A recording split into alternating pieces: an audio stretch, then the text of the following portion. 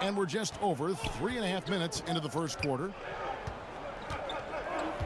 Anderson, a screen on Lowry. Exum kicks to Baines. And that comes off the assist by Exum. And it's great to see Dante Exum back out on the floor after he had to deal with a huge injury to his knee. You were worried that he wouldn't be able to participate in these games, but he's done well to help his Australian team. Yeah, and with Exum, an injury like his can slow a player up, but he has worked so hard to get back out on the floor. Now he's regained that explosiveness with the ball and can get to the rim. You forget how young he is, and he'll be one of the key figures, I believe, for Australia for a long time to come. Look at the heart from Prez attacking the defense on the drive, making it look very simple. Now here's Exum. While recovering, Exum dishes to Anderson. Missed inside. I like that creativity, double clutching to catch the defender on the way down. I can go for that. Outside, George to the paint. Here's Jacobs. And they're going to count the bucket and send him to the line. It could be a three-point play. Well, it's been a bit of a tradition to take one exceptional college player on the U.S. team and on their roster. This cycle, it's Prez's turn. And it's happened before. Remember Christian Laettner and the Brow and just how those two were special in college. The same can be said for Prez. Plus, he'll get a chance to test himself on the international stage. Now, here's Exum. While recovering, they set the pick. Down to 5 on the shot clock. Here's Exum. Sinks the triple. Exum's got himself going there. His first points of the game on the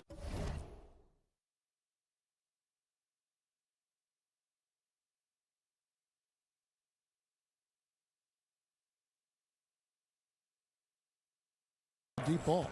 Man, that is not an easy shot right there. I mean, he had to get it off over a much taller defender.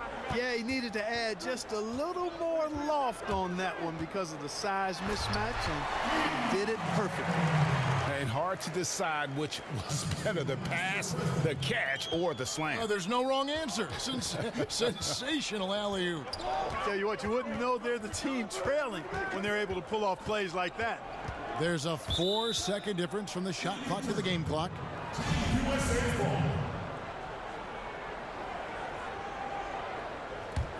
Team USA trails by 6. Lowry passes to Jacobs. Back to Lowry. Kicks it to Jordan. In the corner, George with it. They swipe it. 1 second left. That one, no good. The basket's coming early and often in the first quarter.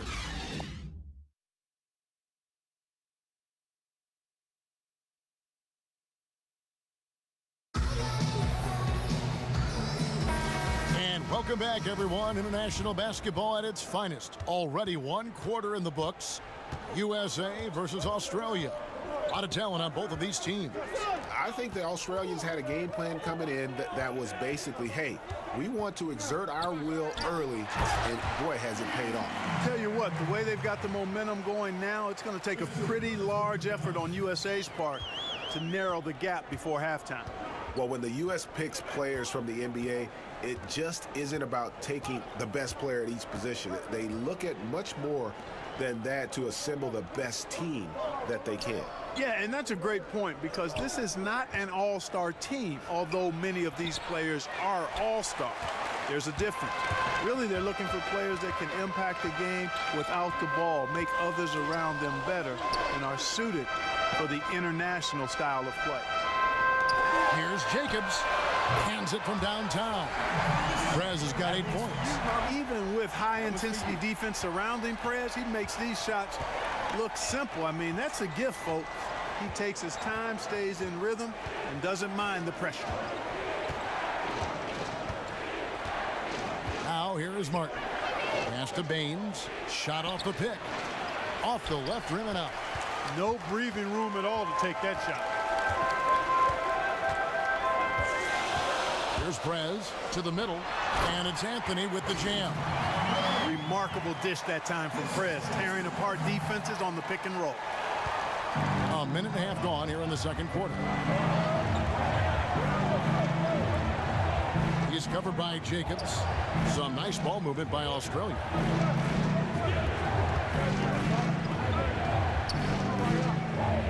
Shot clock at 6. Bairstow kicks to Martin. Ingles dishes to Bairstow. And he didn't get quite enough under that one. Well, I think the defense got lucky right there. I mean, he's going to make a lot more of those when he misses when he's got that much room. And you have to be impressed with the balance that the Australian team has. Defenders and scorers from top to bottom. It's a big part of why they have been so successful here in the tournament. Yep, exactly. I mean, the Australians have put together a team that works extremely well with each other and have played unselfish basketball the whole way. I mean, they're definitely more than the sum of their parts on paper. And I'd say kudos to the Australian Federation for putting this group together. A different look now for Team USA. DeMarcus Cousins, he's checked in for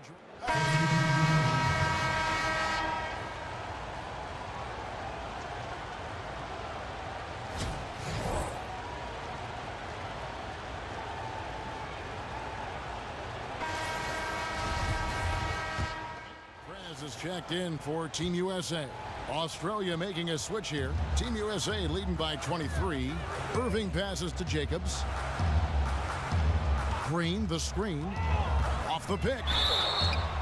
And what an honor it has to be for Prez to be representing his country on perhaps one of the biggest stages of basketball. Prez showed what he's capable of in college, and with his skill set, it wasn't too surprising to see him named to the team. Overall, it's been an incredible learning experience for Prez. Exum, he's checked in for Australia. He hits both from the strike. And guys, this is something that happens in every international gathering. It's fun to see so many of the U.S. and Australian players going head-to-head, even though they're on the same NBA team. Yeah, and they played against each other before in practice, but in competition, where a title is on the line, you better believe it'll be a no-holds-barred affair. With Prez and being named to this team, USA Basketball will traditionally call in one standout college player to fill out the roster. Prez was that guy for this tournament. Well, he was a standout in college, and you know about how high expectations are for Prez at the next level. He's been getting a taste of basketball at the highest level in this tournament. It just has to be an honor for him to be able to be a part of Team USA. And it's Dellavedova missing. And physically, there's no doubt they've been the stronger team. A +10 rebound advantage tells you all you need to know. Here's George. Used the shot fake to create the angle, but couldn't get it to fall. Exum kicks to Dellavedova. Defended by George. Back to Dellavedova. And the three off target. And you don't want to give up that kind of look too often. And perhaps the biggest strength of this Australian team, their passing ability. Everyone at every position has a great sense of how to move the ball around. Yeah, when you have guys like Bogut, Ingles, who all have size and can keep the ball moving around when it's not in the hands of a guard, I mean, that's a fun, enjoyable style of basketball to watch. The shot that time, not on target. Good D by Irving. And then Durant with the jam. And there's a wide open man. Prez finds him. Now Dellavedova. He hasn't scored yet. That I'm sure will change. He feeds it to Exum. They set the pick. He dishes it to Baines.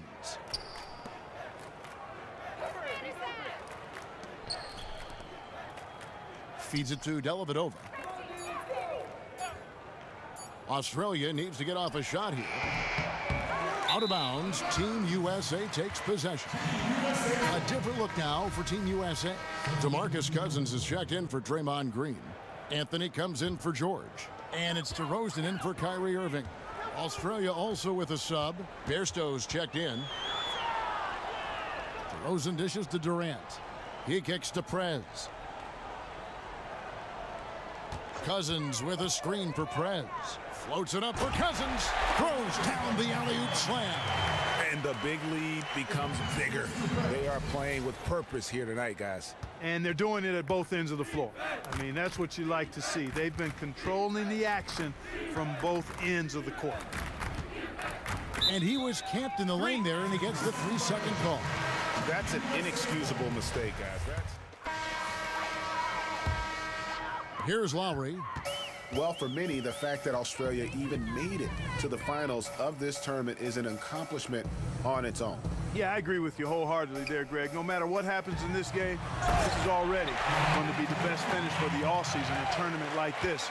So hats off to them. Congratulations for a job well done.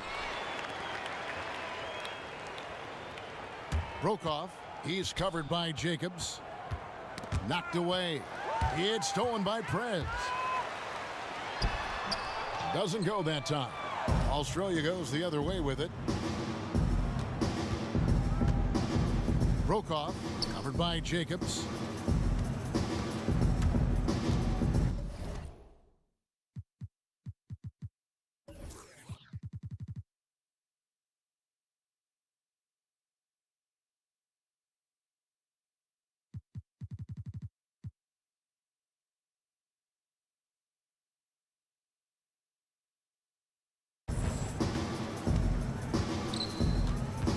Ball's knocked loose. It's stolen by Prez. Here's DeRozan. Whoa! Hey, watch out, man. Watch out. And that's how the coach would draw it up on the fast break from start to finish. Yeah, and what a finish it was, guys. Really nicely done. And the replay, of course, presented by Kia. What a play. Poke loose. Jacobs, the pass to DeRozan, and the whistle blows on the backcourt violation. He went over and back. Yeah, I guess when you're up this big, you can afford to get a little sloppy.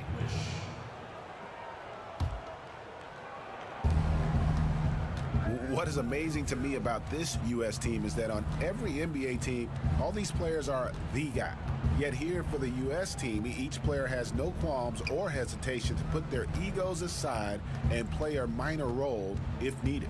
Well, you know all of these guys, Greg, are great competitors, and they know that they'll see the ball a lot less being part of this team, but it's part and parcel of the sacrifice they sign up for when they have the honor of representing the United States in international competition.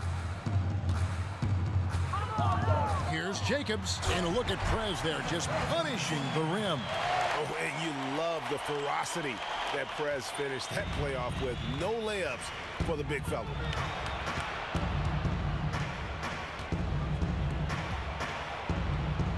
Bogut kicks to Mills, and the layup is good after a nice lead pass.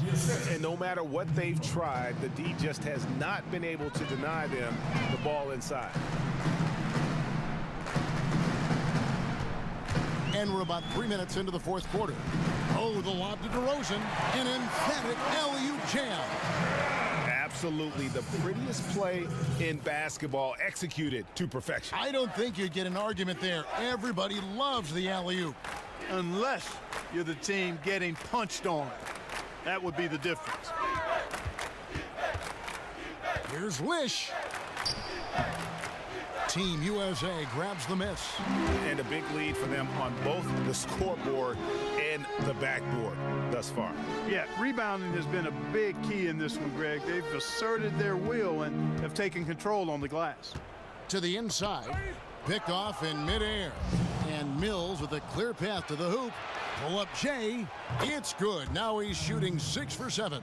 You start hitting a few of those mid-range shots, and it can open up your whole game. They've shared the load offensively. And guys, they've put the defense on their heels. You can see right now they're trying to react, and that's what you want when you're in a rhythm offensively. And there it is for him. Jordan's got 4 points in the quarter. Oh, Maestro, he is so good at making those lead passes, like conducting an orchestra. Covered by Anthony. The dish to Ingles. Got a piece of it. All by himself. Here's Jacobs, and finished off by Prez. Excellent activity by Prez, really getting the opposition into trouble thanks to his effort and energy and hustle. Lish, covered by Jacobs. 1:29 left to play in the final quarter. No good from Bogut. They are enjoying a commanding lead. And it really gives them the opportunity to give their starters a rest. Always critical when you get ready for that home stretch. And now in transition is Mills. Here we go. Carmelo Anthony comes up with the rebound. This is DeLowry. Here's Jacobs. That falls. Nice feed that time from Kyle Lowry. Nice release there from Prez to knock down the triple. I love his form. I mean, it's so repeatable and clean in terms of the release. Just great stuff from Prez. Bogut high post. Trying to find Mills. Gets it to him. Count that one. And he's had an excellent performance overall from the field. They are in complete control. This is the ultimate definition of the zone. Everything they've done has worked. DeRozan in the corner. The shot and game clock separated by 4. Mills in the corner.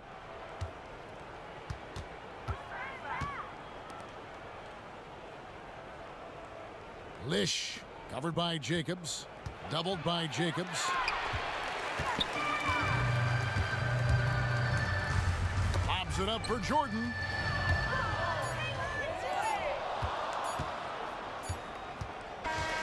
So it's Team USA winning this one easily. And the outcome of this one was never in doubt. And boy, they really put in a supreme effort.